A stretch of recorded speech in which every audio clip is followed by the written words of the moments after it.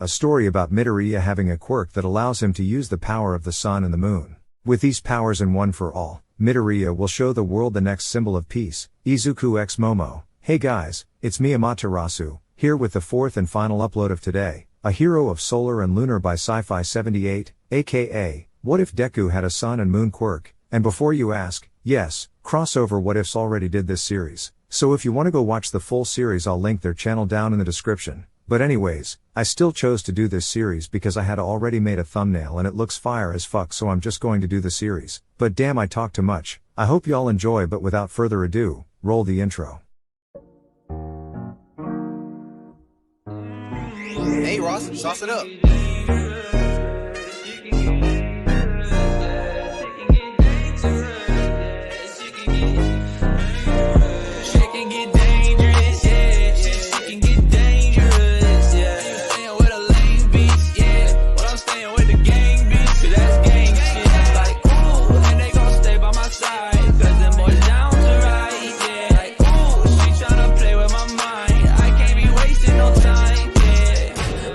My wheels, got in my bag and I got all my feels. I'm getting this paper, I'm stacking a meal. I'm with your hoe in the house on the hills. Yeah. I'ma keep it real, had to sacrifice and try to get my bands up. Shorty wanna fuck with me, she see me on the camera. She said she in love with me, but really I can't stand her. She just want part of this life cause she see me on the ground. Chapter 1, The Start of a Journey. Young Midoriya, will you inherit my quirk? Toshinori looked at the surprised boy. Midoriya looked at his favorite hero and began to tear up before nodding enthusiastically. The pro hero smiled and waited as the young boy got up, wiping his face with his school uniform sleeve. He looked happily at the lanky man, but then expressed a sense of uneasiness. What is wrong, my boy? Toshinori walked up to the boy. Midoriya looked up at him, then looked down at his hand, clenching it then loosened it. He looked up at the man. What about my other quirk? Toshinori looked at him confused. You have a quirk? How come you didn't use it when you saved that Bakugo kid? Midoriya deadpanned at the hero as he sighed and brought out a handbook from the Japanese government and showed him a page. The law states that, without a license, quirk usage is strictly prohibited. Toshinori smacked his forehead as he forgot about that rule. He nodded and motioned for him to follow him. The boy quickly put the handbook back in his bag and hurried after the hero. They walked along the sidewalk, passing by commuters as they seemed to walk aimlessly, until they reached a local cafe. They were seated as Toshinori told Midoriya that he could get anything he wanted as he ordered a parfait, and the boy finally decided on the crepe. So kid, what's your quirk? Toshinori said as they waited for their food. Midoriya took a sip from his tea and held the base of the cup with both of his hands.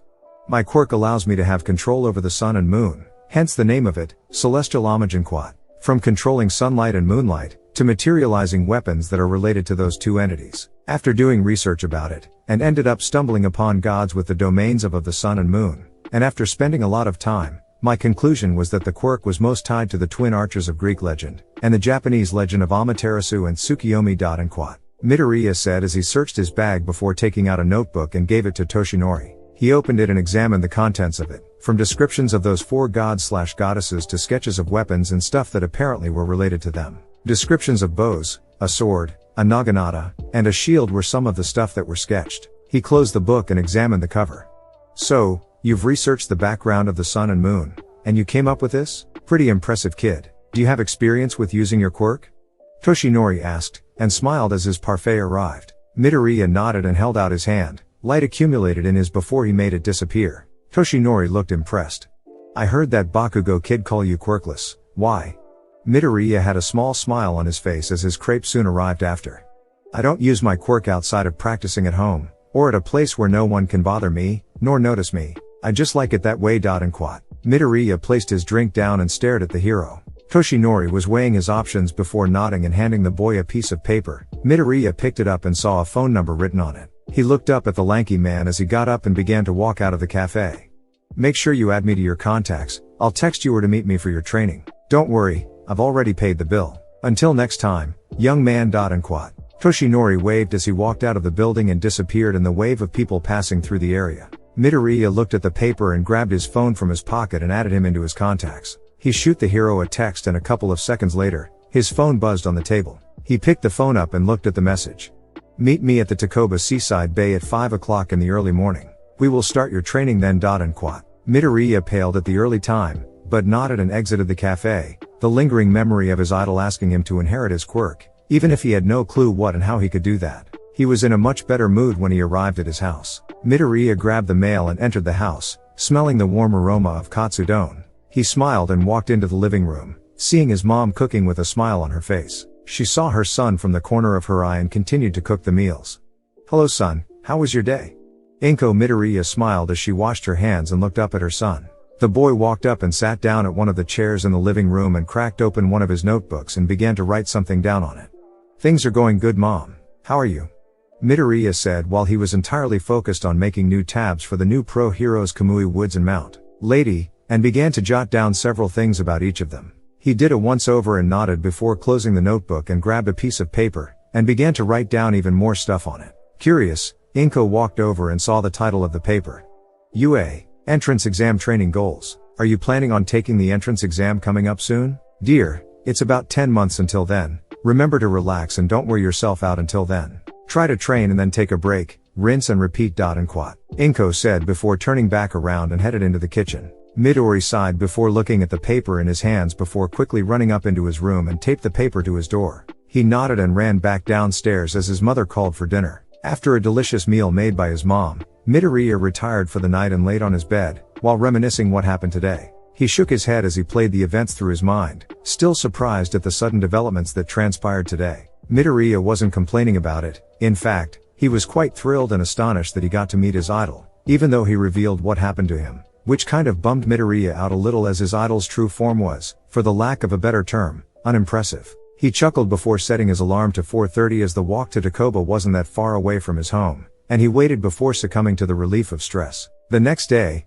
Midoriya grunted as he jogged all the way to where Toshinori wanted to meet him so that he could start his training. After jogging for a couple of minutes, he managed to keep up his pace and eventually he arrived at the beach. He saw All Might's bulky physique and rushed over to him. The pro hero turned and his trademark grin on his face as he saw Midoriya running up to him. "Ah, young Midoriya, are you ready to start your training?" Midoriya nodded. All Might noticed the silver glow around the boy, and his eyes were a silvery green. He felt a calming, serene feeling from the young boy. "What's up with your eyes and the sort of silver aura around you?" he said as he bent down and looked at the boy. "It's just an effect of my quirk. Since the moon is up, my lunar powers are more enhanced while solar powers are reduced to a mostly defensive quirk as the power is reduced significantly. Same goes the other way around. I'll demonstrate. Midoriya then turned to a trashed washing machine and his hands started to glow silver before snapping his fingers. A beam of moonlight came crashing down and obliterated it, leaving a small crater. Then, he turned to a broken fridge and his hand glowed an orange-yellow and sent a beam of sunlight at it. But when it reached the target, the beam stopped in place before falling down to the ground and disappeared. No scorch marks or signs of damage to it. All Might somehow felt very depressed by the lack of power in his solar problems, but he understood the drawbacks as it made sense. "Very impressive, young Midoriya. But, why hide your powers to your classmates? Surely with the power you have, I'm pretty sure you would have been guaranteed a recommendation to you. All Might said as he stretched his arms, sighing in content when he heard his shoulder popping. He looked at the boy, who was in deep thought. "To be honest, I was actually quirkless until 3 years ago. When I woke up that day, I suddenly had them. I don't know all the details, but after being called quirkless your entire life, I guess you become more reserved. That's why I never told anyone except for my mom. And now you, All Might." "I see. Well, forget about that now. We have some training to do. Here is your plan for the next 10 months, as the entrance exam will be taking place in 10 months. Your body is developed, but you still need the training. The reason I chose this place for your training is to train your body while cleaning up this beach." "Oh yeah, this spot was a tourist attraction and pretty popular in the past, but ever since then, it's been deserted and trashed. Well, it would be nice to clean up this place. Midoriya said as he looked at the massive amount of garbage stacked up on top of each other. "Alright, let's begin your training." All Might bellowed as he fist pumped the air. Midoriya mimicked his mentor's actions and just like that, they began the training. Training with the best hero in the world was rather grueling as Midoriya panted, carrying his mentor in the morning with the sun basking them in warm sunlight. It rejuvenated Midoriya as he continued to carry All Might around the beach side before he then got to work on the piles and piles of trash. Midoriya was about to just vaporize the trash with his solar powers, but All Might told him to train his body first, then he would start working on perfecting his quirk and the power he was going to inherit from All Might. That got the young boy pumped as he kept his pace and started to clean the beach, using his solar and lunar powers to help with some of the heavy lifting, which included All Might sitting on a fridge. When he wasn't training, he was studying his quirk, seeing if he could get some influence and try some new things as his quirk was rather broad. He started to look at numerous applications, then he wrote them in his notebook. After looking at all the things he wrote down, he circled medicinal and healing for his solar power and lunar power, and circled water manipulation for his lunar powers as his first thing he wanted to practice on. He walked out of his house and looked around before noticing a dying flower in front of his house. He bent down and decided to try it out. He concentrated his power into his hand and enveloped the flower with his solar power. The flower began to glow before it stood right back up, causing Midoriya looked at his hand before smiling at the flower and stood up. He took out his notebook and wrote for vegetation a check mark, then he wrote down human under healing. He put away his notebook and walked off to the gas station for some green tea. At night, he went down to Dakoba and stood at the shallow end of the beach. His skin glowed silver as he meditated and concentrated his lunar powers, and he felt the tug of connection as he opened his eyes and placed his hands above the water surface. He glanced at the water as it was attracted to his hand, and watched as the water levels of the shallow end were slowly rising, in accordance with his hands. He dropped his hands and deactivated his power, causing the water to drop down to its regular level. He walked out of the shallow end and glanced at the moon, calming his nerves every time he looked at it. Midoriya sat down and listened to the crashing of the waves, and the serene feeling he felt when he relaxed in the moonlight. After the first 5 months passed, Midoriya managed to clean the entire beach, with the help of his quirk. He felt his body changing as he looked at himself in the mirror, seeing his body more defined and a growing six-pack. He flexed a little and saw his arm and leg muscles also built. He smiled as his training with All Might was keeping his body in tip-top form. All Might was impressed with his students' accomplishments and looked at the spotless beach, causing his grin to widen as he then plucked a strand of hair and approached the young boy.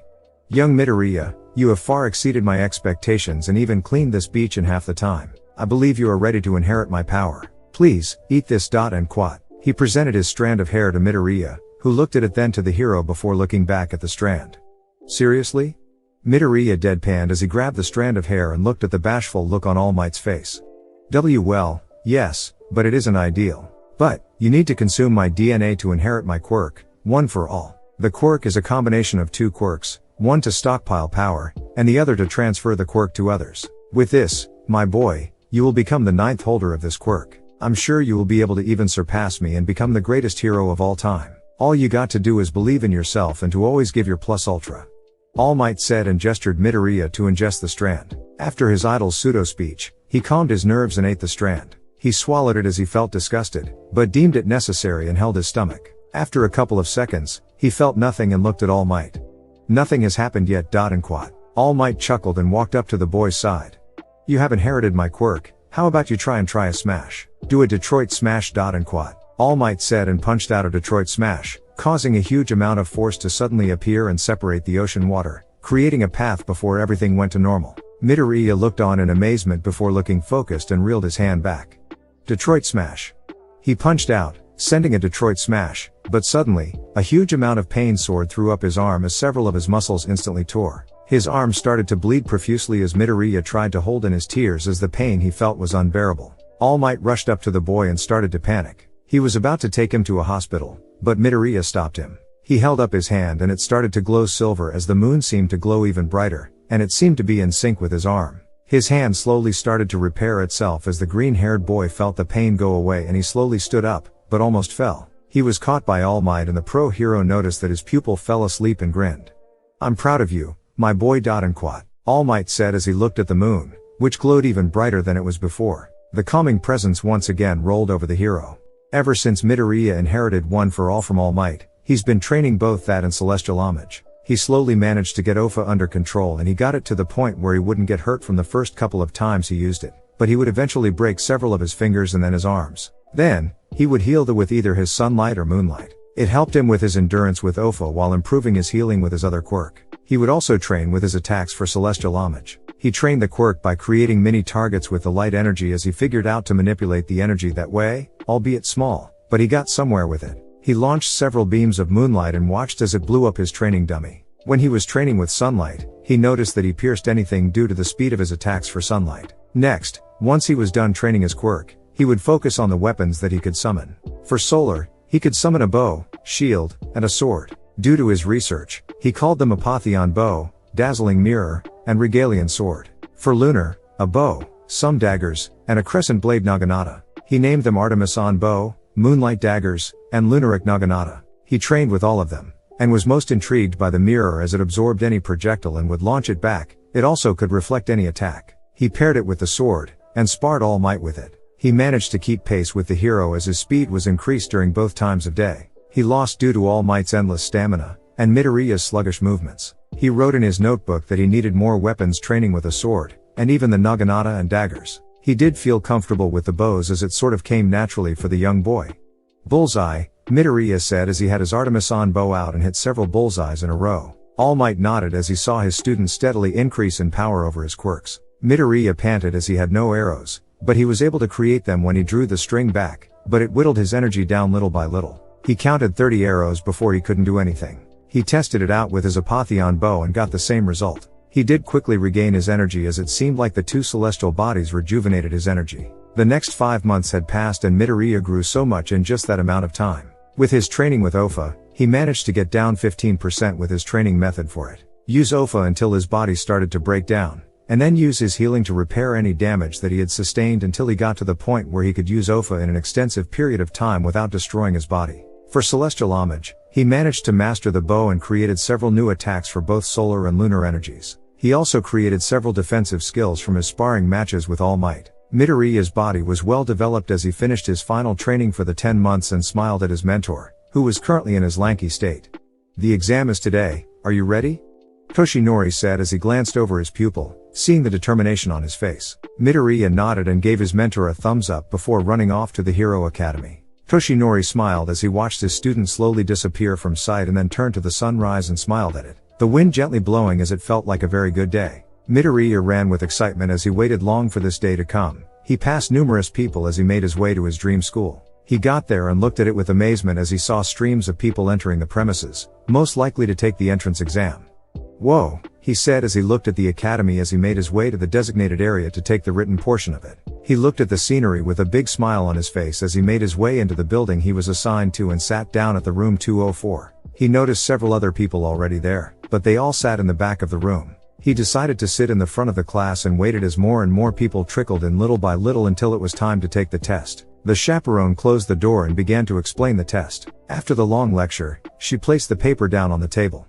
Alright, you may begin the test. Inquat. Midoriya flipped the front page and looked at the questions before sighing. He breezed through the entire test as he expected the test to be easy as he studied for it in the last 10 months, plus he had an actual hero with him for help. Midoriya was the first one to finish and stood up to turn it in.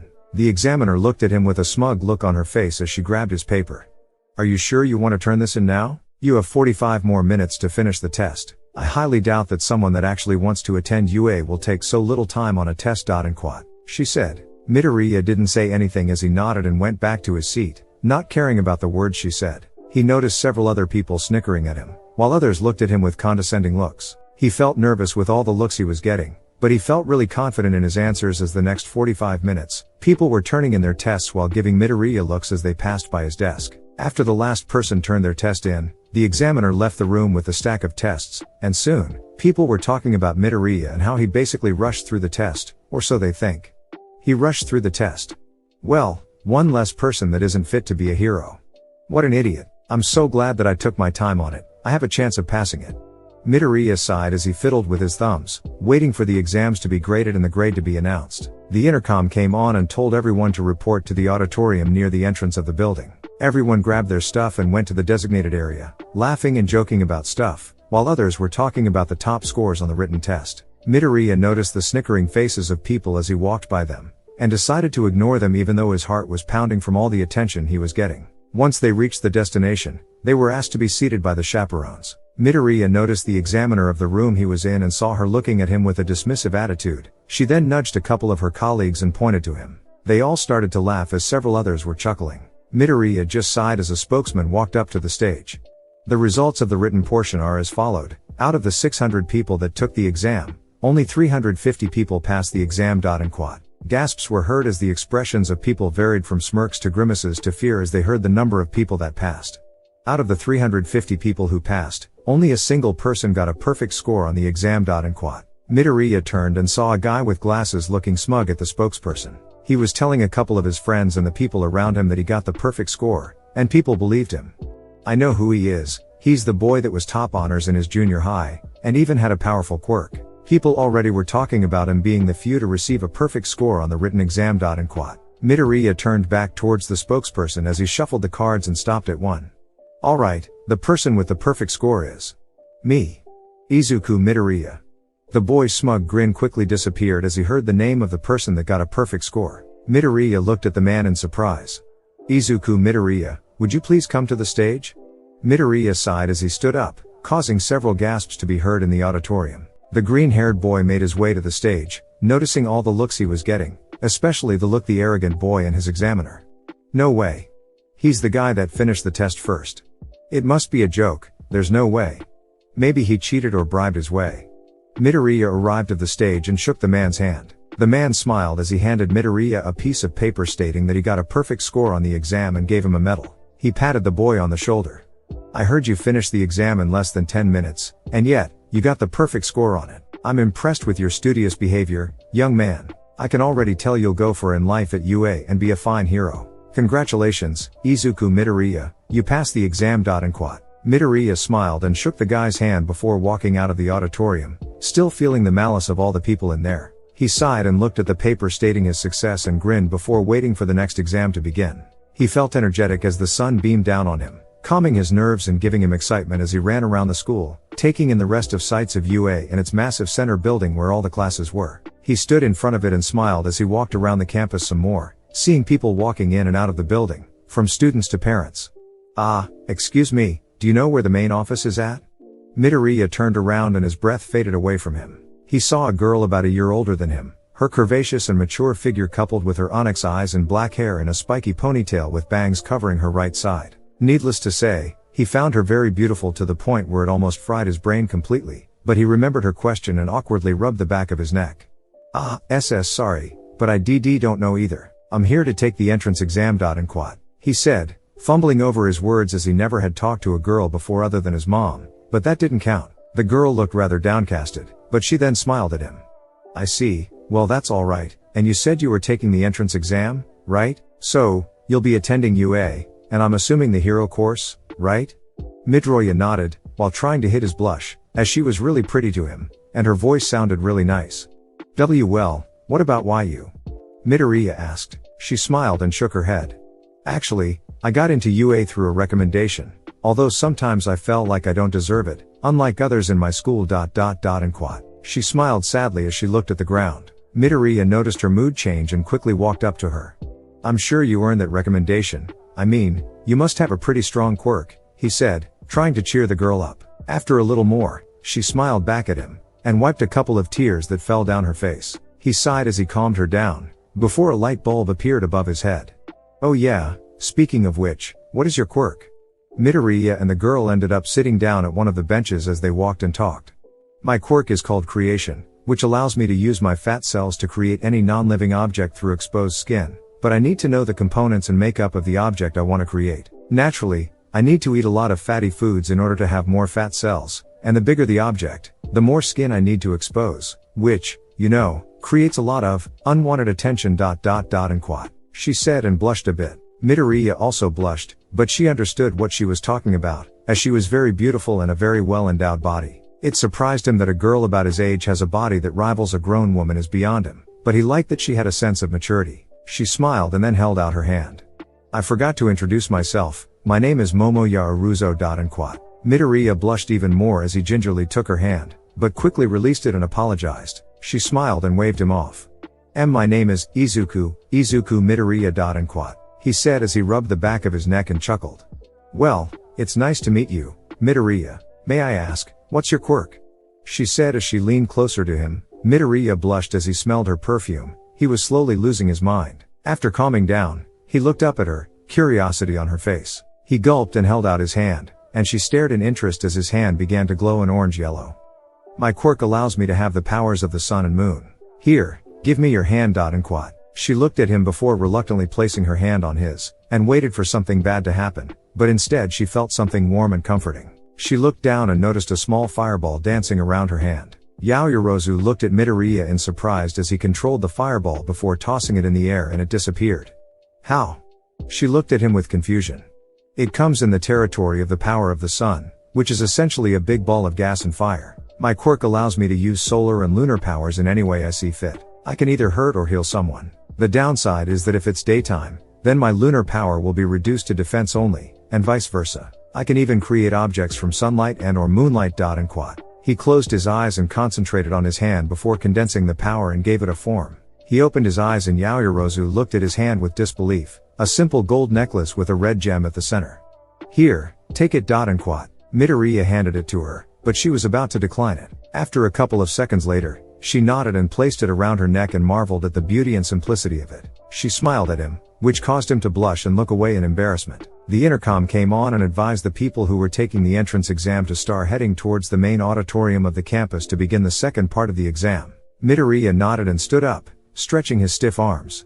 Well, I guess this is my cue to go. It was nice meeting you, Yaoyorozu. And quad. Midoriya said and held out his hand to help her up. She smiled and grabbed it before pulling herself up with his help. She then asked for his phone and he nodded, giving her his phone and waited as she fiddled with it for a few seconds before handing it back to him. I gave you my contact information. It was nice to meet you. Make sure pass the exam, and tell me how it went. And quad. Yaoyorozu said. Midoriya blushed even more, but he nodded and began to walk towards the auditorium. She waved at him as he walked off. Good luck, Midoriya, she yelled out as she saw his figure going out of view. She smiled and blushed as she gave him her contact information. She then blushed even more as she brushed the necklace he gave her, and gripped it before smiling. She felt so calm around him and the stress she felt before meeting him faded away. She felt calm and peaceful around him. She felt protected to say the least. Please, be safe. And quad. She chuckled as she shook her head. She believed he would pass the exam. She sighed and looked up at the sun. The warm feeling she felt as the sun touched her skin felt the same way being near Midoriya felt, and she loved it. Chapter 2, Showing of Power. Midoriya walked into the building and took a seat at the near back, as he still got stares at the auditorium. That's the kid that rushed through it and got perfect score on it. Do you think he cheated? He just wanted to start the second phase of the exam and get away from all the gossip and utter nonsense. He waited as more and more people trickled in, noticing several of his classmates walking, and then he saw Bakugo walking a ways behind them. He had an annoyed look on his face as he turned and glared straight at him. Midoriya just looked at him as the blonde sat on the end of his row and placed his feet on the chair in front of him, giving glares at anyone who glanced at him. Once the auditorium filled up, the lights began to darken as a figure walked up to the stage. Spotlights turned on and focused on that one person, and Midoriya started to look on with excitement. Hey everybody, welcome to the entrance exam. Can I get a hey? The pro hero present Mike yelled and then cupped his ear towards the crowd, but silence was heard as he continued to cup his ear for a good 30 seconds while Midoriya was geeking out and looking at the pro hero. Oh my gosh, that's present Mike. I always tune in onto his talk shows. So cool, Midoriya said as he was bouncing in his seat. Damn nerd. And quad. Bakugo mumbled as he shoved his hands into his pockets. Murmurs were heard around the room as people were looking at the pro hero weirdly as he chuckled and glanced around the room. Tough crowd, eh? Probably from the written portion, but... Present Mike pressed a button from somewhere and a screen popped up. It then moved to a slide with 4 silhouettes of some kind of robots and a picture of a city. Then, point values appeared next to a picture ranging from 0 to 3. Midoriya stopped geeking and he started to become serious as he waited for present Mike to continue. This next part of the exam is a practical exam. People began to get excited as he then explained the rules, from the time limit of 30 minutes to the dreaded 0-pointer. He then told everyone to go to their designated battle area. Midoriya sighed in relief as he didn't see Bakugo amongst his group, but he did see the glasses guy that literally questioned almost everything during the explanation. He calmed his nerves as he waited for the exam to begin, and he channeled a bit of Ofa through his legs as he looked up and saw the sun beaming down on him, almost like it was smiling at him. He then looked to the closed door of his area and his eyes changed from green to orange-yellow as he saw the doors opening and immediately zoomed past the rest of the group. Apotheon, Midoriya yelled as he felt the familiar grip of the sun bow and quickly destroyed 5 robots with the sunlight arrows as it pierced through the buildings as well. He left his stun group as he continued to block lasers from the robots with his crescent wall and destroyed more robots, piercing through all of them with clean precision shots. He didn't look back as he left a mess of robot remains as the rest of the group looked on with shock. What the? Why are you guys still in your area? Villains don't wait on heroes. And quad. Present Mike boomed over the intercom, knocking people out of their stupor, and they slowly followed the mess of robots left by Midoriya. Several explosions could be heard as robots were being destroyed left and right. Several of the UA staff were watching the exam as they started to scout out promising students. They currently had 2 screens dedicated to that, showing the progress of Midoriya and Bakugo as they made their way deeper into the city replica. That Bakugo has some serious combat experience. And quad. The pro hero Snipe said as he watched Bakugo destroying a couple of three-pointers without much problem, causing several of the other heroes in the room to nod in agreement. The kid, Midoriya, rushed the written portion of the exam and even started the practical without having the need of an announcement. Kid has some quality hero instincts. And quad. Pro hero Ectoplasm noted. Toshinori smiled as he saw his pupil showing off his powers as he saw Midoriya using Ofa in his legs to help better propel himself across the city. His grin grew wider when he saw him protect a downed student and took her to safety. Several of the judges smiled as they began to take note of Midoriya. That's it, my boy, show them what a hero is. Midoriya dodged a laser beam and quickly sent a beam of light that pierced the armor and exploded. He dematerialized Apotheon in order to avoid using too much of his energy as he dodged yet another attack and punched several robots and swiftly turned to Roundhouse 1 trying to back attack him. Several explosions sounded off as he continued to run, while stopping to help people if they were in trouble. So far, I have 57 points. I'm keeping a solid pace, just need to watch how much I use my energy. Ofa is fine as I'm just using it to increase my leg strength, and the occasional smash. Alright, time to keep on going. And quad. Midoriya said as he once again ran off, this time summoning Dazzling Mirror and Regalian Sword as he continued to run deeper into the city, slashing several robots in the process. He eventually made it to a big intersection as he felt immediate danger and quickly put up a crescent barrier, blocking the incoming fire from the robots as they ended up surrounding him and started to blast everything they had at him. He grunted as he felt the shield begin to crack. Damn, dazzling shield. He sent the mirror up into the air, causing the robots to start shooting at it, but the mirror absorbed all of the attacks the robots sent. He breathed in and exhaled before thrusting his arm up, and it began to glow as the mirror absorbed more and more until his hand was glowing brightly that it almost blinded him. Repercussive storm.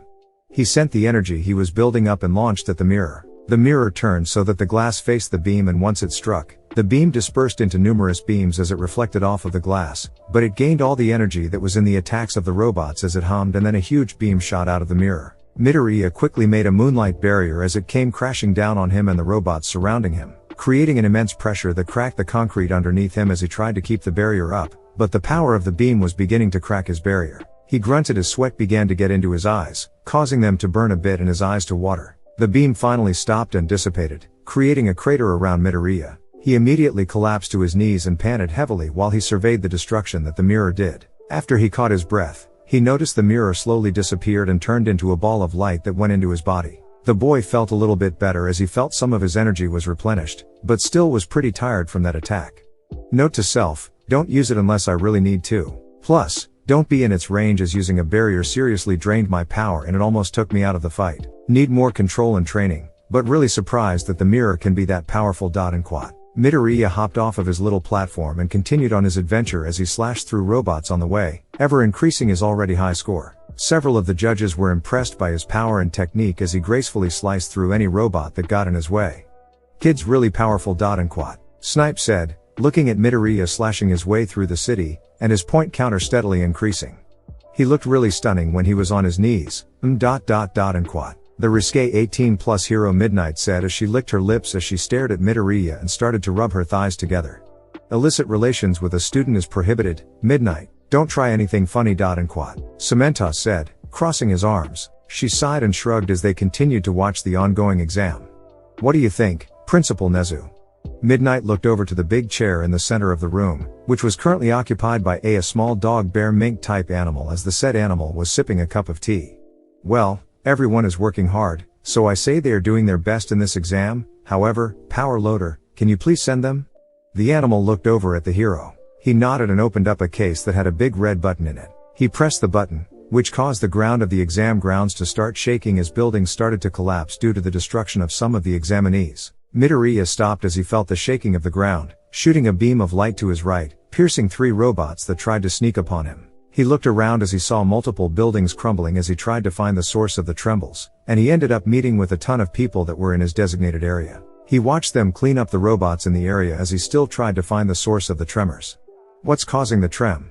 Midoriya quickly dodged as several lasers suddenly appeared, and some even nicked him. He gritted his teeth as he landed on his feet while clutching his wound on his cheek. He looked where the lasers were fired off and saw massive robots basically causing destruction across the exam site. Midoriya heard people screaming and saw people running away from the robot, including the glasses guy from earlier, but he paid him no attention as he focused on the problem at hand. The robot noticed Midoriya and fired off several rockets at him. He quickly sent out numerous small interception beams that destroyed the missiles, but that ended up causing a huge explosion that created a huge dust cloud as rubble from the surrounding buildings just added more dust and debris. Midoriya covered his mouth with his shirt and shielded his eyes with his hand as he tried to look around, but to no avail. He heard something being fired off and quickly pulled up a barrier as it crashed against the shield, cracking it on impact. The green-haired boy cursed as he took down the barrier, saw the dust settling. Midoriya became alarmed when he saw a girl being pinned down by debris as she struggled to break free, and what made matters worse was that the giant robot was slowly making its way towards the downed girl.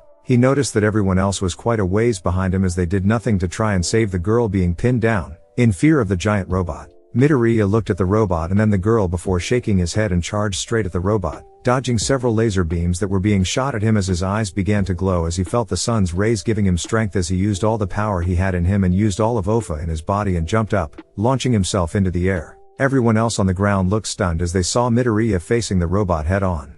Gah! Midoriya grunted when he saw his legs wiggle in the air wildly, but he didn't care at the moment as he was at the height of his head. The mouth of the robot opened up and launched a huge laser that blasted the boy point blank range, but it didn't finish him off as Midoriya groaned at the amount of pain he was in. If I hadn't put up that barrier at the last second, I would have been done for ... and quad. Midoriya was slowly getting closer and closer to the robot as the laser didn't affect his trajectory. He gritted his teeth as he felt the power of Ofa envelope his arm as he tightened it into a fist and reeled it back. He didn't even think of what he was doing, but he went into overdrive as the adrenaline pumped him up. His eyes were glowing a bright yellow as he gave the punch everything he had while he clenched his buttocks. Smash! Midoriya connected his attack with the robot, creating a huge force that knocked it back and a huge crater formed a second later. Several explosions were seen as the robot began to fall back, eventually crashing down onto the street. The boy sighed as his adrenaline was all used up, and then he noticed his situation. His right arm was broken due to an overjump of Ofa power, and his legs for the same reason. He began to panic as he now had no way to break his fall, except for his left arm, but it was also injured due to the point-blank laser.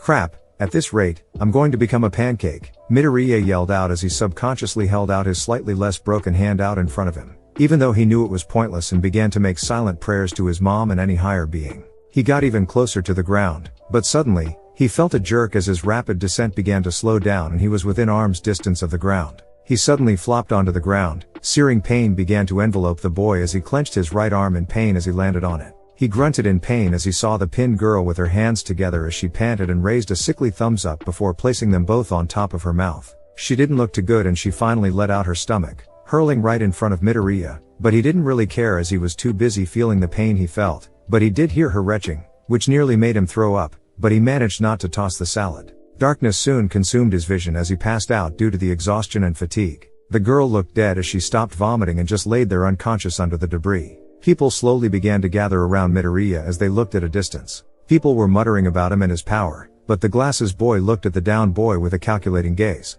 He rushed in to help her without a second thought, but why? Could it be? He looked over the freckled boy as he started to gain a more of an understanding of the true nature of the exam. Pushing his glasses up, the boy gazed over the two currently downed people, but more on Midoriya as the girl was still queasy. The intercom rang, signaling that the 30 minutes were over, and many groans and cheers were heard across the entire exam field. People were gathered around Midoriya as they looked at the mangled state of his body. Both of his legs were twisted in direction a lot of them didn't know that it could bend that way, and his right arm all busted up. Many people cringed as they saw the damage the boy sustained, but ahead of the boy, seeing the amount of damage he did to the robot. Whistle, that kid did a number on your robot, power loader? Snipe jabbed. The said hero could only sigh and left in order to recover the destroyed robot. Several of the judges were amazed by Midoriya's power and they started to discuss the topic. Toshinori smiled widely at the boy as he exceeded his expectations, then frowned when he saw the injuries the boy had suffered and took mental notes to address that. Very interesting group we have this year. And quad. Principal Nezu said as he sipped his tea and stared at two monitors, which had both Bakugo and Midoriya on them. A shaggy man in the back of the room stared at Midoriya's picture from one of the screens and his bored eyes showed some interest as he studied the boy's information. This kid. Midoriya jolted up as he looked at his surroundings, deducing that he was in the infirmary, which was confirmed when he saw Recovery Girl open the curtain to his bed and looked at him before whacking him with her stick numerous times, causing the boy to groan as he tried to block the hits. After a couple minutes of that, she stopped and grabbed his hands, showing him his scars across his arm, fist, and his legs. He could tell that he did some serious damage on his body as the amount of bandages implied that. Look, Sonny, these injuries can't be constant as I can't fully heal your injuries every time. It will affect your body eventually, but for now, you're good to go. And quat. Recovery Girl said as she handed him a sucker and kicked him out of the infirmary. Midoriya looked back at the door before walking out of the building and saw the wave of people walking out of the campus, and he deduced that the exam was over and started to walk out of the campus. Checking the time, he noticed that it was already past noon. He then checked his messages and saw a message from the girl he met in the morning. Hello, it's Yaoyorozu. How was the exam? He looked at the screen before he began to type. It was good, it just ended right now. What are you doing? A few seconds later, a message popped up on his screen. He stood off to the side of the gate. That's great, I'm currently standing right beside you. Midoriya turned, and sure enough, Yaoyorozu was standing right beside him smiling as she waved her hand and stood in front of him. He blushed and smiled at her. What are you still doing here, Yaoyorozu? Midoriya asked as they stood off to the side of the gates, but attracted unwanted attention as people began to look at the Yaoyorozu, more specifically, her body. Boys and men alike were eyeing her body like hungry tigers while women and girls were looking at her body with jealousy, causing the girl to squirm in displeasure and discomfort as the intensity of the looks was slowly making her nervous. Midoriya noticed this and grew weary as he saw several attempts of catcalling. He felt her grip his arm tightly as she shielded herself from them, using Midoriya as a barrier between her and them. The boy gulped nervously as he felt her pressing her body onto his arm, causing him to blush a lot, but he managed to calm his hormones and led her away from all the unwanted attention. After walking for a couple of minutes, they ended up at the local ice cream place. They both sat down at a booth, with Yaoyorozu with a triple banana split, while Midoriya ordered a simple Neapolitan in a bowl. He watched her happily scarf the treat down, while he took simple spoonfuls of ice cream and couldn't help but smile when she moaned in delight. She grabbed a napkin and cleaned her face off from the chocolate drizzle. I would like to thank you for what you did back there, and for the ice cream. I will repay you in due time. And quat. She bowed her head slightly. And no. It's fine, you don't need to do that, Midoriya stammered out, causing Yaoyorozu to stifle a chuckle. He joined her shortly and they went back to enjoying their tasty cold treats. Once they were done, Midoriya paid for the two of them, after having a little argument about who should pay the bill. They walked out of the parlor, they walked together, and Midoriya talked about the exam and how he felt he did. She listened with great interest, but she frowned occasionally, which caught his attention, but didn't question it. The two of them walked back to the station, and Midoriya ended up tagging along with her as a sort of protection against lecherous men and envious women. He sat right beside her and took out his phone and started to scroll down numerous hero profiles, memorizing copious amounts of information. He turned to Yaoyorozu, but she had fallen asleep and slowly leaned her head on his shoulder. The boy's face instantly went red as he panicked from the contact, but he eventually calmed down and let her be as the train ride continued on through the setting sun. The vibrant mass of colors merged together in the sky. Midoriya smiled as he heard her tiny snores, and she slowly began to curl herself onto his arm. We're here. And quat. Midoriya lightly shook Yaoyorozu, causing her to stir as she yawned and stretched her arms. She then looked down and let out a yelp as she saw that she was on his back. She blushed and then she noticed that they were walking on her street. How did you know where I lived? She asked as Midoriya chuckled and continued to walk. Well, I heard you say your address in your sleep, so, sorry. And quat. He nervously chuckled and rubbed the back of his neck. She looked at him before laughing and wrapped her arms around his neck for grip. She pointed to a house. That's my house, Midoriya. And quat. He looked at the house and nearly dropped her. His eyes wandered around her house, seeing the massive estate, with a large amount of yard and decorations. It looked like some sort of palace in a way, extremely grandiose. That's your house? Midoriya walked up to the gate, and she nodded. Hopping off his back, she went up to the gate and punched in a code. The gates opened and she entered, turning around to face Midoriya. I had a wonderful time today, Midoriya. Hope we can do this again, good night. She waved and dashed up to her porch and entered her house. The boy watched her as she left his sight, and smiled before turning around and walked back towards the station. The memories of today lingered in his mind as he looked up the clear night sky. He whistled into the night and made his way back home.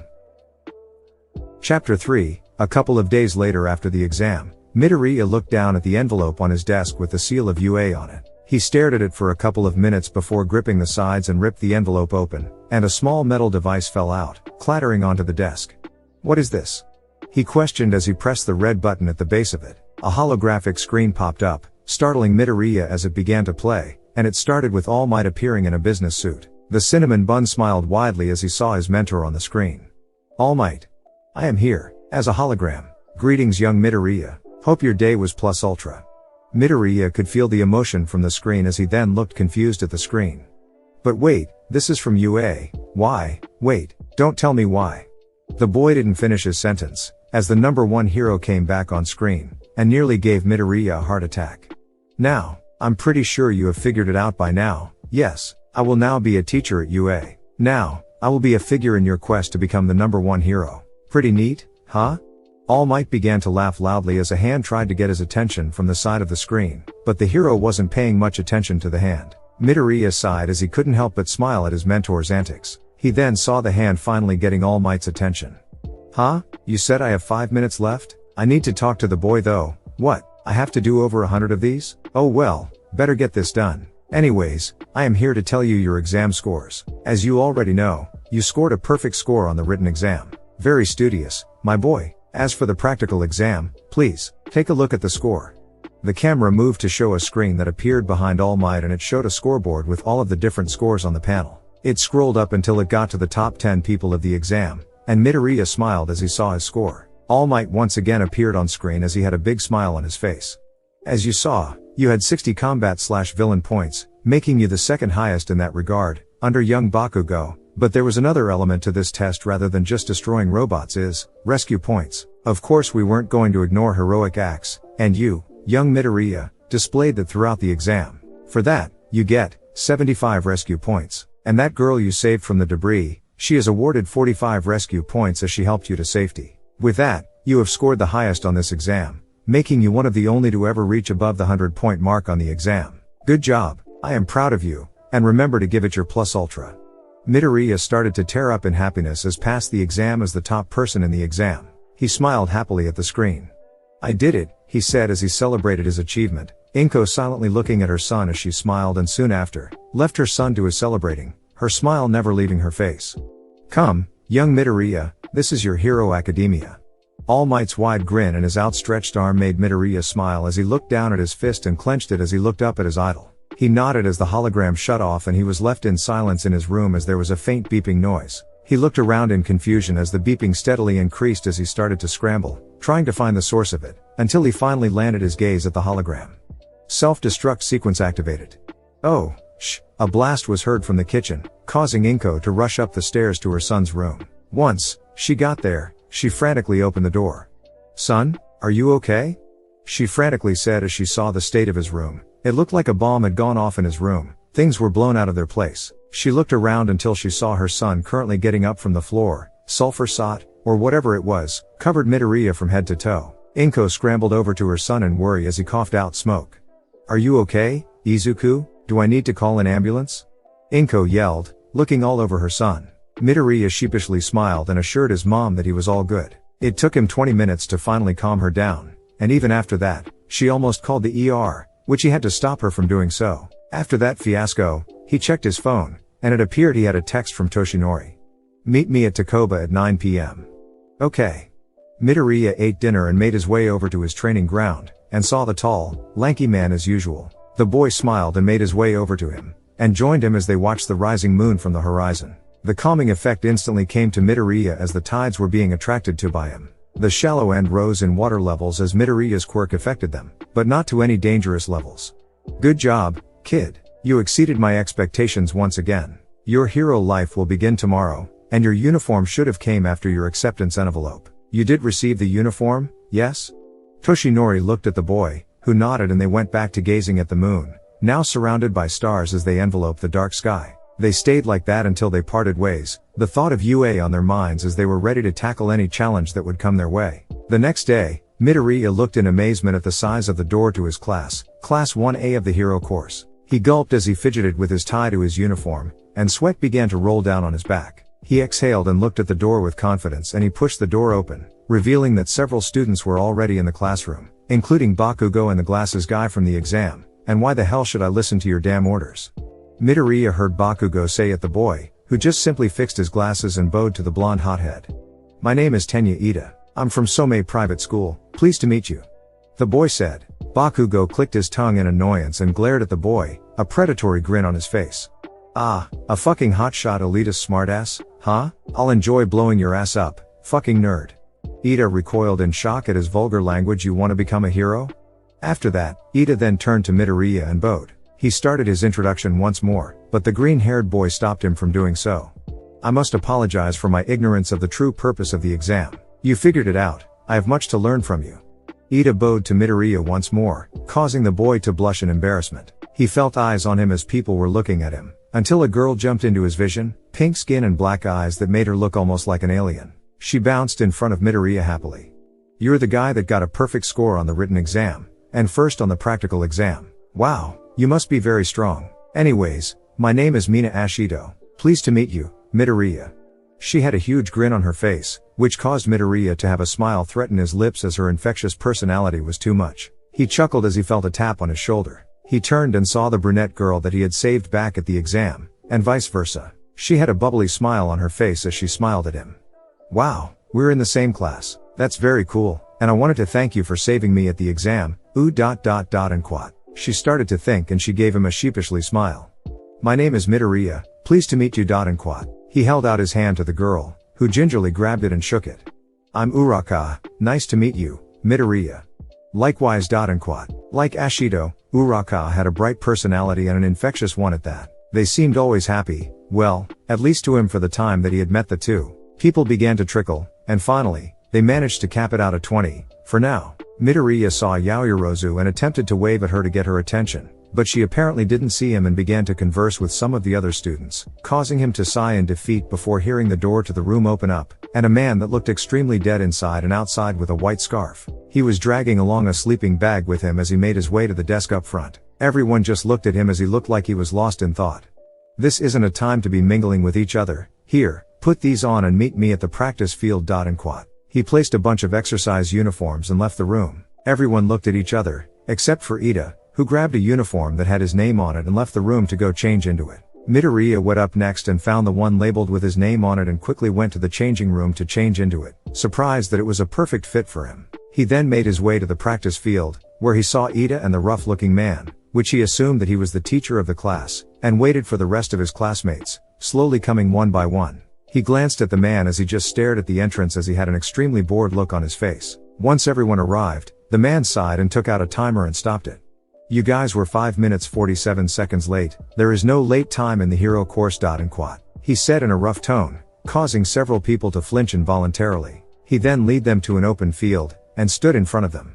My name is Aizawa, and I'll be your homeroom teacher. Anyways, Midoriya, come forth. And quat. Aizawa looked dead center at Midoriya, who nervously came forward. Bakugo was glaring at him as he made his way over to Aizawa. You got the top score in the entrance exam, but with that half-ass usage of your quirk, you won't become a hero. Anyways, what was your shot put distance without your quirk? Midoriya was kind of upset that he was getting belittled, but he decided that lashing out would get him sent onto the first train of expulsion.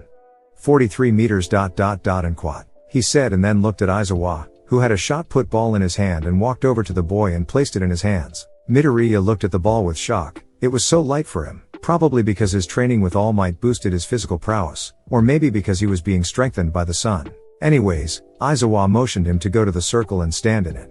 This time, use your quirk, and don't hold back, or else. And quat. He left the threat hang, causing Midoriya to get shivers down his spine, but he sighed and entered the circle with the ball in his hands. He powered over through his arm at max power and got ready to throw it. He threw it with everything he had and launched the ball. He stared in horror as it only made it to the 20-meter mark, causing several of his classmates to snicker at the poor score. Bakugo was laughing hysterically. Midoriya was looking at his hand with horror as he felt really shaken up from that. Don't worry, I just erased your quirk, Midoriya. You were about to break your arm again, just like the exam. A hero that self-inflicts wounds is a liability in the future. Think hard on what you're about to do next. And quat. People looked on with confusion about the erasing part, but Midoriya looked shocked at Aizawa. Wait, you're the erasure hero, Eraserhead. The hero that can erase quirks, and is said to be super underground and doesn't like the public all too well. Is that really you? Midoriya said with an excited look on his face. Aizawa just looked at him before grunting. Just threw the ball again. And quat. He said as Midoriya once again got into the circle, and watched his every move. The boy was in deep turmoil as he didn't know what to do until he felt calm all of a sudden and looked at the sun, which was glowing brighter than normal. He smiled as he looked forward and let the sun's energy take him as it flowed throughout his body. Then he powered up Ofa through his arm and once again got ready to throw it. He then put everything he had into the throw, and at the last second, he concentrated all of his energy into a single point and released the ball. Everyone looked stunned as they saw the trail it left as it disappeared out of anyone's vision. Midoriya turned to Aizawa. His arm was numb and some wounds appeared all over it, but it wasn't as bad as in the exam. How was that, Mr. Aizawa? Midoriya said as he clenched his arm in pain, but he was still able to move. This kid ... and quat. Aizawa had a grin on his face as he looked at the green-haired boy. Then he turned to the rest of the class. Alright, everyone else, there are multiple tests here, do them, and the person with the lowest score will be expelled, got it? He said in a serious tone, causing several people to become worried. Aizawa then turned to Midoriya and held out a screen, which had a number on it. 5,102 kilometers, very well done. Get yourself checked up, you're exempted from the test. And quat. He said and walked off. Midoriya saw Yaoyorozu walk up to their teacher. Mr. Aizawa, may I please escort Midoriya to the infirmary? She asked, and he nodded before walking off. She then turned to him and smiled, catching up to him, and made their way to the infirmary. Midoriya did notice the aura that Bakugo was releasing as he was looking at him with a death glare and gritted teeth. The two of them walked in silence as they left the practice field. Midoriya stopped Yaoyorozu and asked her to wait for a bit, which she nodded. He then concentrated on his arm and a beam of sunlight hit his arm, restoring it to its original state. She ran up to him in concern as he fell to his knees and was sweating really hard. Are you okay? She said as she materialized a water bottle and handed it over to him, which he gladly took and finished the entire bottle a couple of seconds later. He sighed in contempt and thanked her for it. After she helped him up, they continued on towards the infirmary on behalf of Yaoyorozu's concern for his health. Midoriya declined at first, but she glared at him, which almost made him wet his pants and agreed to do so. Is that what happens to your arm when you use your quirk? She asked, looking quite worried at him, and got pretty close to him, which caused him to blush and created some distance from her. He scratched his cheek and chuckled nervously before replacing it with a serious look, which caught her attention and turned towards him. What you saw there? Yeah, that's what happens when I use too much power. I break the part I use too much power with. It shows my lack of control over that power, but I will eventually succeed in controlling power to become the greatest hero of all time. And quat. Yaoyorozu was stunned at his words, but soon smiled as she heard his conviction and was moved by his words. Well, I guess I'll tag along on your adventure to become the best of the best. As of right now, you're pretty reckless with that power, so I'll have to step in to set you right, okay?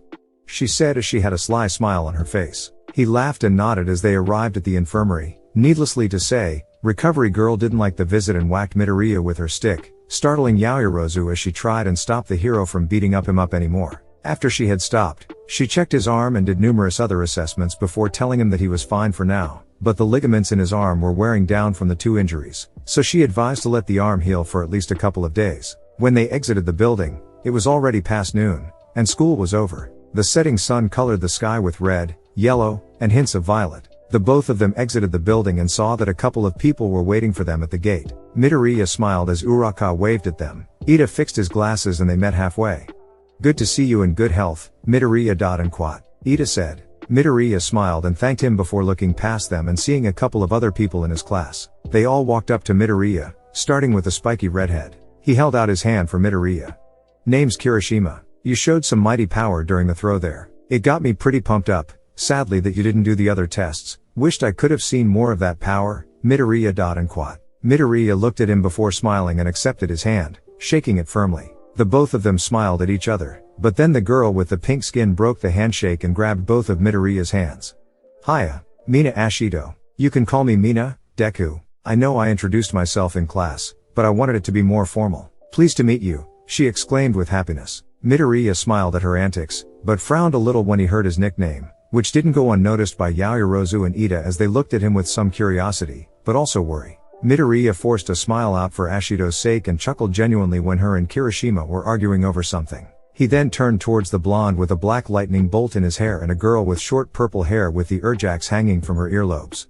Yo, name's Kaminari and this is Jiro. It's pretty cool to meet you. And quat. Kaminari said and gave him a thumbs up while Jiro just nodded at him. He smiled at the both of them, and thought that he was in a class with a bunch of cool people. Plus, they're going to be in the same class for the next 3 years, so building the friendships and bonds will be a top priority to Midoriya. He then turned to Ida and Uraka and looked at them in confusion. "Wait, why are you guys here for?" he asked. Uraka smiled as she clasped her hands together. "We were waiting for you so we could go eat dinner together," she said happily, and Kirishima and Ashido nodded. Midoriya heard Ida clear his throat and looked at him. Uraka here proposed that we all get to know each other better, as we will be in the same class all 3 years. So, we decided on the idea of having dinner together as the best option. We asked everyone if they wanted to come, but most of them declined rather politely, except for Bakugo, who stomped off angrily. "Such crude behavior." Ida said. Midoriya could only sigh at Bakugo's attitude, but smiled at the thought of a little get-together. "Alright, I'm in. Yaoyorozu, what about you?" He turned to her, but she seemed a bit off. He raised an eyebrow and placed his hand on her shoulder, which startled her, and that caused her defense instincts to kick in. She flipped Midoriya onto the ground with a loud thud, his face comically confused as he felt a blade pressed against his neck, which caused him to go into full panic mode. Everybody else looked on with confusion, except for Jiro, who whistled at Yaoyorozu's flip, and Ida, who was chopping the air as he told the spiky-haired girl that judo flipping people wasn't allowed in a school environment. Yaoyorozu finally came back to reality and saw that she currently had Midoriya pinned to the ground with a blade to his neck. The boy, on the other hand, had swirls his eyes as he just laid there, confused and scared for his life. She then looked at everyone else and blushed before hopping off of the boy and quickly apologized to him before bowing. Midoriya slowly go up and waved it off like it was nothing, which inspired Ida, for some reason. "Sorry about that, Midoriya. Anyways, yes, I think getting to know each other better is a great way to start off the school year. Shame the others couldn't make or just didn't want to come. Hopefully they will next time. She said. Everyone smiled as they made their way out of campus grounds and started to look for a place to eat dinner while getting to know each other better. The girls ended up huddling with each other while the guys just stuck together as they saw the girls do just that. This applied to the place that they found to eat, which was a local diner that was pretty famous for their delicious food. It was girls in one table while the guys had the table across from them. Once they ordered what they wanted, they had small conversations within their tables. Kirishima and Kaminari were discussing quirks and the apprehension test, or that's what they said at least. Midoriya and Ida were discussing several things, especially how they came to be at UA. Over at the girls' table, Yaoyorozu and Jiro were hitting it off while Ashido and Uraka were discussing their quirks to each other. They waited for a good 15 minutes, and their food looked absolutely delicious. "Oh ho man, this looks amazing," Kaminari said as he examined his food. Kirishima agreed as he eyed his food with great hunger. The girls were marveling their food and they all said their thanks and greetings before they all took a bite out of their food. Needlessly to say, the reputation of the diner was 100% fact. Midoriya enjoyed his food while chuckling at Kaminari and Kirishima as they scarfed down their food, while Ida was telling them not to eat like that, but they kept on going. The girls chuckled at the boys' table as they enjoyed their food more manner-like. They were all discussing Yaoyorozu's quirk, asking a ton of questions about it, while she was trying to answer all of them, but was overwhelmed by them. Overall, it was a great time as Midoriya learned more about everyone that had enjoyed the little bonding experience. "You know, we should do this again. Kaminari said as they exited the diner, paying for their food and even leaving an extra tip. They all felt rather satisfied with the food and they all had a great time there. Everyone else agreed as they continued to walk together, while the moon was now rising to take its place in the sky. Midoriya smiled as the calming rays of the moon made him want to go to the beach and just swim for all eternity. He then had an idea pop into his mind. "How about we all exchange our contact information and make a group chat for the class? We can get everyone else's tomorrow. How does that sound to you guys?" Midoriya asked. "I think that's a grand idea, Midoriya," Ida said, and they all took out their phones and gave each other their contact information before Midoriya made the group chat and smiled at everyone. They stopped at an intersection and said their goodbyes as they left, leaving just Midoriya and Yaoyorozu to walk home together, which was rather convenient as she felt uncomfortable at night and had asked him if he could escort her home during the dinner get-together as a class. He accepted and walked towards her house, which was now pretty easy to go to, as he remembered the directions, and the fact that it was a big mansion made it pretty easy for him. They continued to walk in silence as the moon was soothing Midoriya's mind and he felt like his connection with it was growing ever stronger, but still not strong enough for him. But he pushed the though back into his mind as he continued to escort her back to her house, making sure to make idle chat with her every so often. Once they made it over to her house, she waved at him before closing the gate to her house and she left behind a smiling Midoriya as he left the area with a smile of his own. "Mom, I'm home." He shouted once he got back from the little activity that they did. He noticed that his mom wasn't in the living room and then he checked the time, which was almost midnight. He looked at the clock in bewilderment. He then quickly got out of his uniform, and quickly dressed himself so that he could sleep to rebuild his energy. The next day, Midoriya was the first person in the classroom, so he ended up taking a nap at his desk. He woke up due to Ida waking him up and scolded him for sleeping in the classroom. The day felt pretty normal as some of the pro heroes were working with them on different subjects, like English and science. For Midnight's class, which was history over hero art, which was mostly her flirting with the class and several of the guys swooning over her, while the girls were looking at the pro hero with a deadpan look. Midoriya was too busy writing down information that would help him in the long run in his notebook, which contains everything about a pro hero, starting with All Might, of course, and filled out more information on Midnight. After having several more classes, it was now the last period of the day before the second day was over. They were all currently sitting in class, talking amongst each other as they waited for what they were doing tomorrow. Man, that math class sure was pretty challenging, am I right? Kaminari said as he stood in front of Kirishima's desk as they talked about their second experience. Dude, the English class, now that was the hardest yet. And quad. He said, which his friend nodded to as they waited for their next thing that they were going to be doing for the rest of the day. All of a sudden, the door to the room opened suddenly, and a familiar voice boomed throughout the room. I am coming. Through the door, like a normal person. All Might said as he revealed himself in his costume, which got everyone's attention. Wow, it's All Might. That must be the costume from his golden ages. Seriously, All Might's one of our teacher, pretty cool. Chattering could be heard as everyone was excited for the first lesson with the greatest her of all. His ever-wide smile grew as he saw the excitement on everyone's faces and cleared his throat. Yes, I will be the Foundational Hero Studies teacher and I am here to teach you what it is to be a hero. Before that, I would like to start the day with a little something special. Will everyone put on their hero costume and meet me at the simulation area at Ground B? I will see you there. And quad. The hero said as he left the classroom, leaving a stunned class behind. A couple of seconds later, they all managed to grab their hero costumes and made their way to the changing room. Midoriya was thinking hard on the subject as he put on his costume. He sighed before looking at himself in the mirror and splashed his face with water. He dried himself and nodded firmly before making his way towards the designated area, ready for what lies ahead of him. Chapter 4, Deep End Battle. Midoriya was the last one to enter the training ground, as everyone else was already there in their hero costume. He sighed as he fixed his golden fingerless gloves and walked into the sunlight as his eyes began to turn gold and his hero costume shimmered to life. On his head, a small golden manly tiara appeared on his head with several suns on it with small little red gems. He donned a golden white scarf with golden linings on the sides of it, and was wearing a gold long-sleeved vest that stopped to his midsection in the front and in the back traveled down, making it look like a cloak with a white tank top underneath it. In the center of the shirt was a moving celestial sun as it radiated brightly. Moving on, he had a white rope holding his golden cargo pants and a pair of white and gold sneakers. His hair had a golden hue to it as he sighed in content and stretched his arms out, noticing the stares his classmates were giving him. What?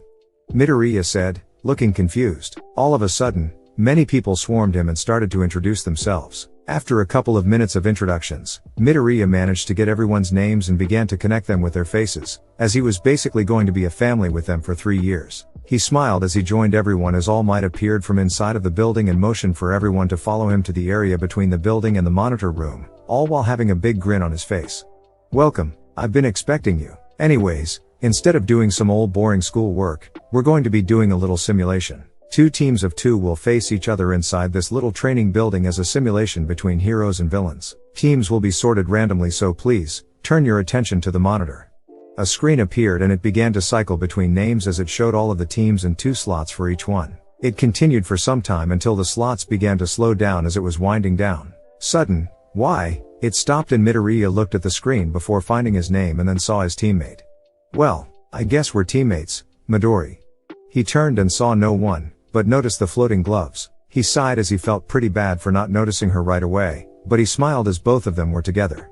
Yeah, it's pretty cool, Hagakure. And quad. The invisible chuckled as she stood beside Midoriya as they looked at all the teams until his eyes landed on a couple of teams that interested him. Ida and Uraka, Kaminari and Kirishima, Jiro and Todoroki, and the final group, Yaoyorozu and Bakugo. Midoriya gritted his teeth as in terms of power between the two, his team was at a disadvantage as Hagakure's quirk made her permanently invisible. However, she would be amazing at a stealth approach to this simulation, but he didn't know what it was going to simulate.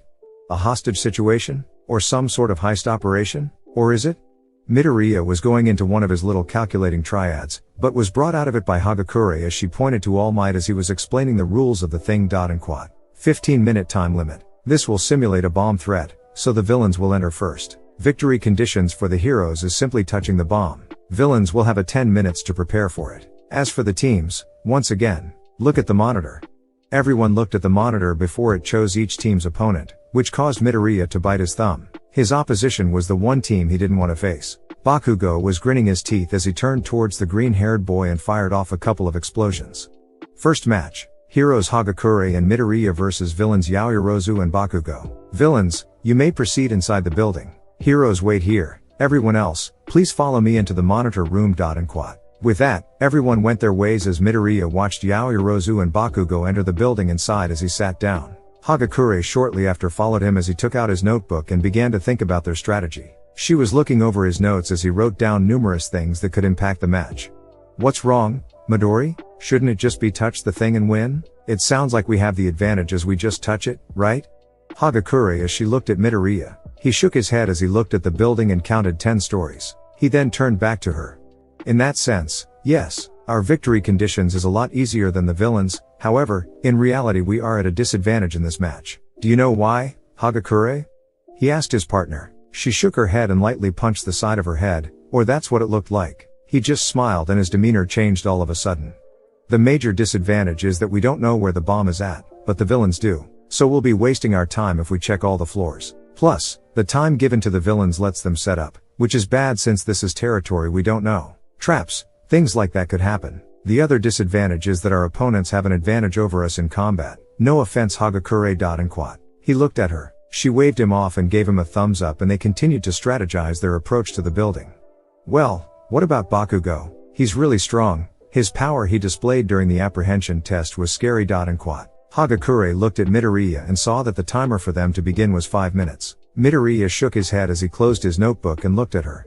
Their team is strong, however, Bakugo will most likely go off alone in order to find me. Yaoyorozu will be protecting the bomb as her quirk is the perfect defense for it. Don't worry, I'll deal with Bakugo while you try to disarm the bomb.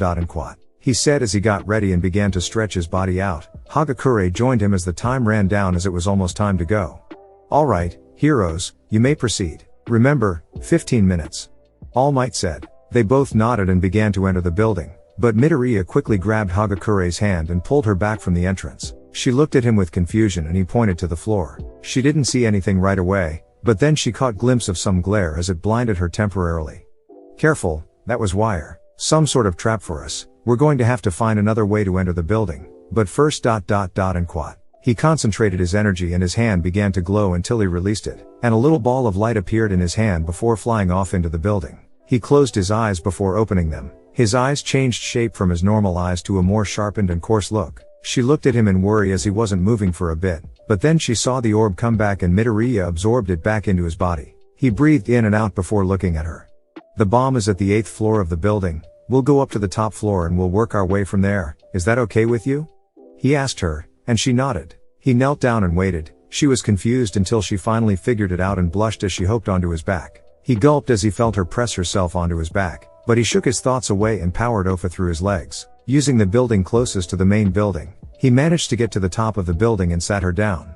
Are you okay? He asked her as he dusted off dirt that he got on his costume. Yeah, anyways, let's go, she said, and they both entered the building via the top floor and made their way to the 8th floor. Midoriya peeked past a corner and motioned Hagakure to come closer.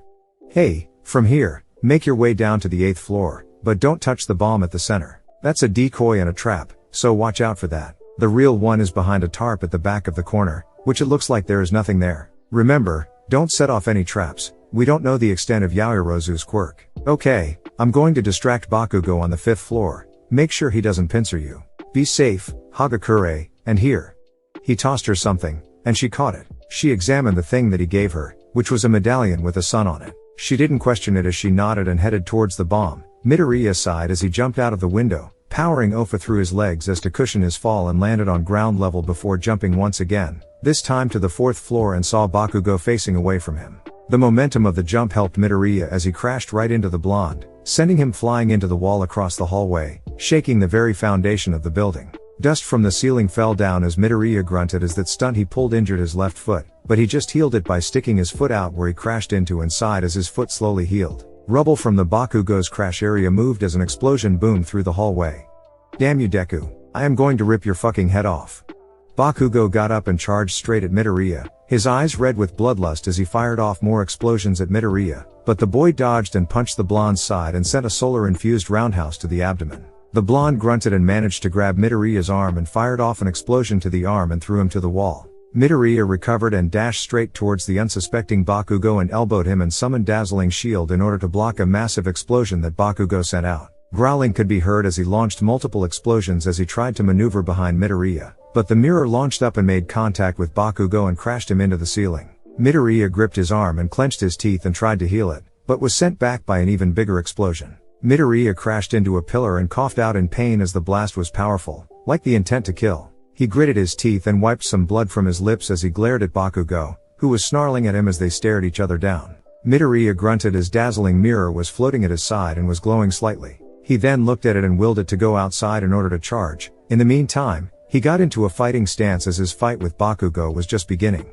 I hope Hagakure's okay. This fight will be very intense, so I need to keep that in mind just in case if I need to save her or Yaoyorozu. I need to trust in her and focus on fighting Kacchan. And Quat. Midoriya thought as he gazed at Bakugo, who was firing off more mini explosions as his sweat was picking up.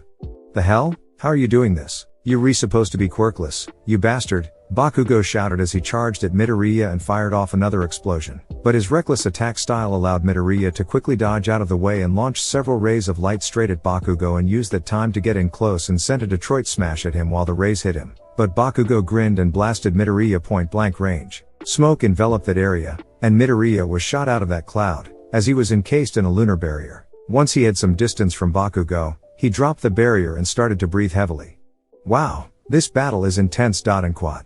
Kirishima said. Several nods agreed with him as they watched the battle unfold from the monitor room. Uraka and Ida were growing worried as the battle between the two intensified as they once again went at it with each other. People were watching the battle with either awe or fear, or both as they saw the power they were packing, except for Todoroki as he watched Midoriya with a passive look. Jiro watched the battle and winced when Midoriya got punched in the gut and was blasted away. She then turned towards the monitor that had Hagakure and Yaoyorozu little skirmish going on as Hagakure was hiding from Yaoyorozu while in the 8th floor with the bomb in sight. Hagakure had abandoned her gloves as she went into full stealth mode as she tried to find a path to get past Yaoyorozu as the ponytailed girl was guarding the bomb, a staff in her hands and many traps around the bomb as added protection. All of a sudden, the building began to shake, forcing both girls to cling onto something as the battle down below grew more and more intense. There were several boxes that had toppled next to the bomb, so Hagakure used those boxes as a safe spot. Die Deku. Bakugo's voice could be heard followed by several explosions and shaking as the building was starting to become unstable due to the fight between childhood friends. Hagakure started to get worried, so she started to look for ways she could, and then she noticed the worried look that Yaoyorozu had as she stared at the door, not bothering to check the area until she heard something fall down behind her and turned around and created a paint can. She flung it at the area, and she heard a groan as an outline of a girl appeared. Hagakure, I'm sorry, but you won't be getting past me.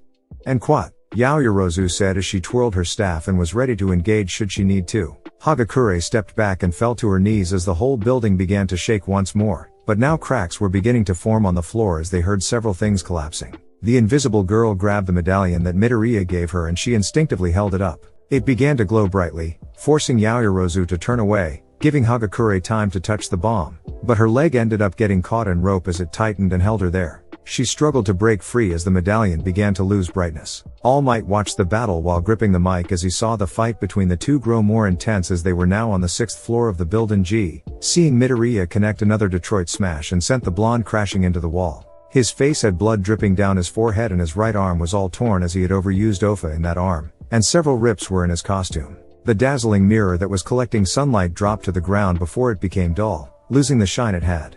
Cracks were forming among the outside walls as the clash between former friends intensified. The rest of the class looked on with worry as the intense battle was wearing down the structure of the building. What power, it's almost scary. And Quat, Ojiro said as he looked at the monitor with the two girls of each team as they were being forced to the ground as the unstable building was starting to sway.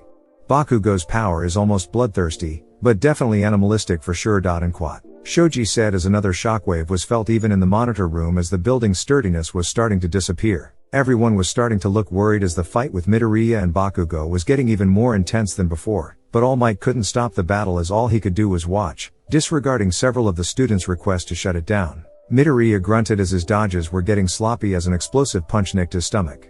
He looked around the area that they were in, and then at the floor that they had made a hole in when they were going at it. He gritted his teeth as he had twisted his right ankle and he couldn't heal it without running low on energy, and with Bakugo on his rampage, the end result is something that he didn't want to think of. I have to end this, or else this will get very dangerous. Damn it, the recoil of Kachan's quirk should be active already. He's still going on just so he can beat me up. Midoriya thought as he blocked a punch with his elbow that was reinforced with lunar energy as he then blocked an explosion and skidded away from Bakugo. He panted as he sent multiple rays of light that nicked Bakugo's cheek and blasted a hole in the all behind the blonde. The building once again shook as the building's support was nearly at its edge. Midoriya could feel the building's collapse at any moment. Hagakure, can you hear me? Hagakure heard a voice from the medallion and held it up to her ear. Midoriya, is that you? She asked as she dodged some falling rubble and hid behind a pillar, while Yaoyorozu looking at the ceiling with worry as she started to fidget and started to unconsciously make a bunch of wooden dolls as she was beating in her head what to do.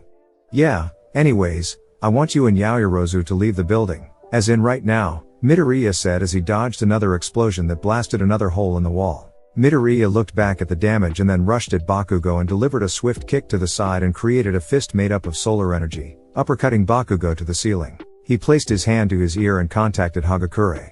Are you guys out of here yet? Midoriya said as he felt the building start to collapse. Midori, where do we go? The emergency exit is blocked.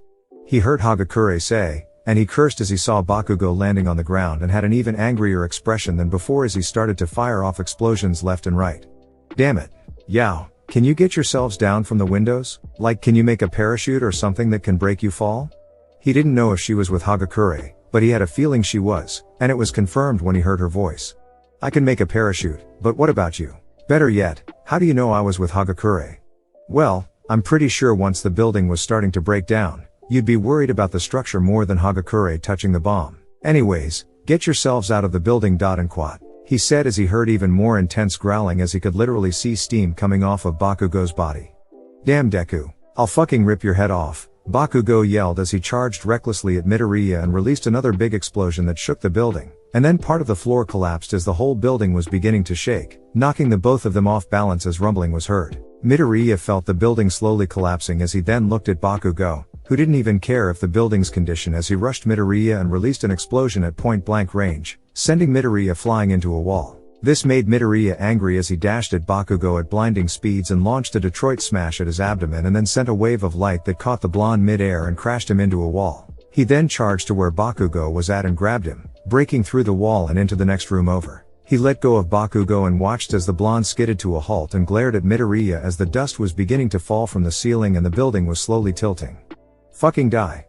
Bakugo charged at Midoriya, ignoring the pain in his arms. Midoriya simply powered the last amount of solar energy he had and followed suit, both of them putting everything they had into the attack. The two of them launched their attacks and a huge explosion was heard as the building was obliterated by the combination of the attacks. Everyone looked in shock as they saw the explosion from the monitor, and both the two girls from each team was hiding behind a blast-resistant shield, but the force of the blast was pushing them back as Yaoyorozu planted the shield down, allowing them to breathe as the explosion died down. After that, everyone rushed out of the monitor room and checked on the two girls as they appeared behind the shield unscathed. Everyone smiled as they saw that they were okay, but then turned their attention towards the now destroyed building, and even some of the other buildings were damaged in the process.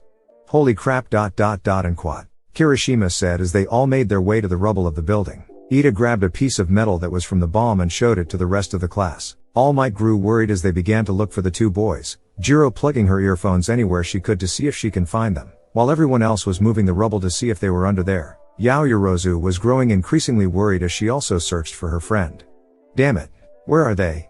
Kaminari said as he threw several pieces of rubble out of the way as he was growing frustrated much like the rest of the class. Uraka was moving the larger pieces of rubble as she was frantically searching for Midoriya. She was about to continue when she felt her recoil and nearly threw up, but Ashido and Tsuyu saw her condition and helped her sit down. All Might was moving objects left and right as he tried to search for the two students, and was growing frustrated as he ended up crushing some rubble that was in his hands. After a couple minutes of searching and nothing showing up, people were starting to lose hope, the first one being Mineta. Why are we even searching? They're probably dead from the massive explosion, the two mad. That ended up with over half of the class giving him a death glare, causing him to squeak and shut up for the duration. While people were slowly losing hope, people like Ida, Kirishima, Yaoyorozu, and Kaminari continued to look for the two along with All Might and Jiro. Hagakure was watching from a distance as she noticed a mirror on the floor and walked over to it. She grabbed it and inspected it. It suddenly glowed brightly, causing Hagakure to let out a yelp as it flew out of her hands and floated up in the air. She then saw the medallion that Midoriya gave her fly up towards it, and it was absorbed by the mirror. She looked at it with wide eyes as the mirror lowered itself before flying over to a piece of rubble that landed quite far from the remains of the building, and it hummed with power. A loud crash was heard from the sky, causing people to stop with what they were doing and watched as a large beam of light appeared over the mirror and the piece of rubble. All of a sudden, the top of the rubble began to move, causing everyone to slowly make their way over to the rubble. It continued to move until a hand broke through the rubble and grabbed the mirror, startling everyone, as then the top of the rubble moved until something popped up. Cough. Well, my entire body hurts from that. Note to self, never do that again, unless I can use it to my advantage. Midoriya appeared from the rubble as he stood up, and with Bakugo in his arms baggage style. He then brought his hand in front of his face and looked at his broken finger. He then saw everyone and cocked his head to the side as he looked at everyone's gaping mouths in confusion. What? Everyone fell down comically, and some even wanted to facepalm at Midoriya's confusion. After that, people crowded around Midoriya as looked at dazzling mirror before absorbing it as it disappeared, gaining energy back, and felt better as several of his wounds healed up. He sighed before stumbling a little, and slowly placed Bakugo to the ground while Kirishima and Kaminari helped him stabilize as they helped him walk towards the group. Several medical robots rushed in and carried Bakugo out of the training grounds. Man, Midoriya, didn't know you were this powerful. Kirishima said. Kaminari nodded. Yeah dude, that was pretty intense, scary even. Glad to see that the both of you are okay, even though Bakugo's behavior is less than ideal. What matters is that both of you are safe. Midoriya could only nod as fatigue was slowly getting the best of him. Once they made it to the group, Yaoyorozu and Uraka were the first ones to meet the group, soon followed by the rest of the group shortly after. Are you okay, Deku? Uraka said as she looked at Midoriya with worry. He slightly flinched at his nickname, but didn't let that get the best of him and mustered up a small smile to her. I'm fine, mostly. Midoriya coughed out and ended up passing out, causing everyone to become worried. All Might stepped forward and grabbed Midoriya from the two boys. He then looked at the rest of the class. I'm canceling the simulation for now, please return to class while I escort young Midoriya to the infirmary. All Might said as he turned around and left the grounds, leaving behind Class 1A as they looked at each other with worried expressions as they changed out of their hero costumes and made their way to their class. Do you think that Midoriya will be okay?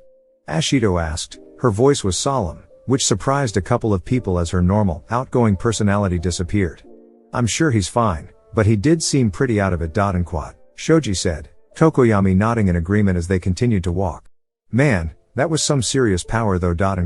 Sato said. People agreed as they remembered the intense clash that they had. Hagakure and Yaoyorozu were silent as they didn't really do much in that match, as they basically left the entire match to those two. Yaoyorozu clenched her fist as she felt useless in that match, while Hagakure was thinking that she didn't do anything as she had Midoriya's medallion do all the work. Both of them sighed sadly. Are you okay, Hagakure? She turned and saw Ojiro's grim expression as he looked at her with worry in his eyes. I don't know. She muttered out. Ojiro took her answer as he didn't have much to say either. Midoriya woke up groggily as he looked at his surroundings, hearing an old lady's voice, and then he heard another one as his vision slowly came back to him. He looked at his surroundings, seeing the all too familiar window and walls. He then looked down and saw he had bandages wrapped around his body and legs. He then looked over and saw Recovery Girl talking to All Might in his true form. So, she must know All Might's true form. Figures. Toshinori saw his pupil from the corner of his eye and walked over to him, followed by Recovery Girl. How you feeling, kid? Toshinori asked while Recovery Girl checked everything just in case. A lot better, thankfully. Midoriya said as he looked out the window, seeing the sun setting. He then looked at Toshinori before sighing as his body felt better than when he was at the grounds. Recovery Girl finished her checkup and told him that he was able to leave. Geez, this is the way too many visits, kid. You need to get your successor in check, Toshi. She said as she grumbled about recklessness and idiot teachers. The both of them chuckled as Toshinori helped Midoriya out of bed and got him to his feet. He then looked at the other side and saw Bakugo still unconscious and frowned. Don't worry, he's going to be okay. The boy nodded and made his way out of the room, and then faced his mentor. I'm sorry for what happened at the simulation. I should have stopped it from going that far. Toshinori said as he looked down at Midoriya, who just gave him a small smile. Don't worry about it, plus it helped me develop a new move for Ofa. Midoriya said, causing the older man to smile widely as he nodded at the boy before ushering him off to class while he stayed in the infirmary for a bit. Midoriya nodded and waved goodbye to him before making his way to class 1A. He met up with Ida halfway to the class as he helped Midoriya walk to the classroom. Thanks Ida. You don't need to thank me, Midoriya, just helping a fellow friend in need. They both smiled at each other before making their way to their class, meeting a couple more people that were waiting outside the classroom. Uraka smiled and ran up to them, followed by Kirishima and Ashido. They all had smiles on their faces as they saw Midoriya was okay. Feeling better, Midoriya?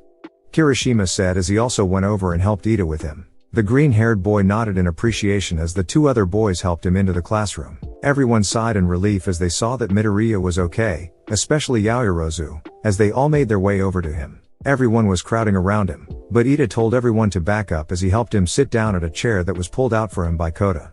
Thanks Kota. Midoriya said as he sat down and rested his body, as the trek to the class made him tired. Kota nodded and everyone crowded around the seated boy. They all asked if he was alright, which he nodded and then explained that his body was healing fine thanks to Recovery Girl, and that he would be good to go again in a couple of days. After that, everyone started to converse with each other while they waited for All Might to appear. A couple of minutes later, he appeared and released everyone for the day. Everyone walked out and stood at the gates, except for Todoroki as he went straight home. Everyone else stayed back as they all discussed what they were doing after school, and that's when Ashido brought up the group dinner. Everyone was on board except for a couple of people. Sorry guys, but my family is eating out, and I would like to spend some time with them. But, I'm in for the next time we do it.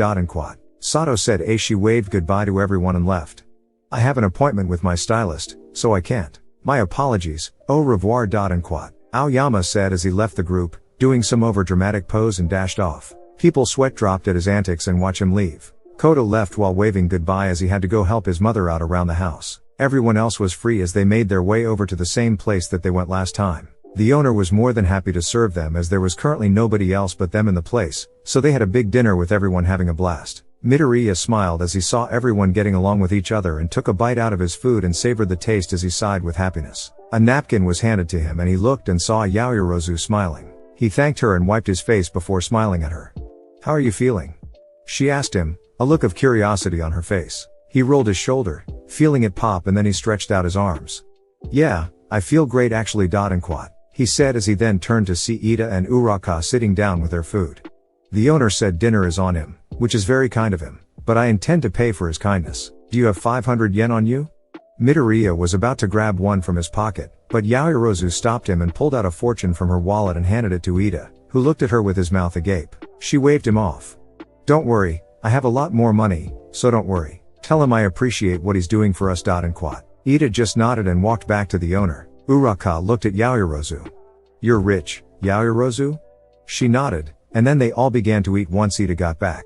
The whole night was amazing as everyone laughed the night away. Well, we've made it to the end of the fourth and final upload for today. I'm really tired because it's 2:30 in the morning over here in Texas, so I think I'm just gonna end of now. I hope all of you enjoyed all the uploads, and I wish all of you a wonderful day/night. Bye.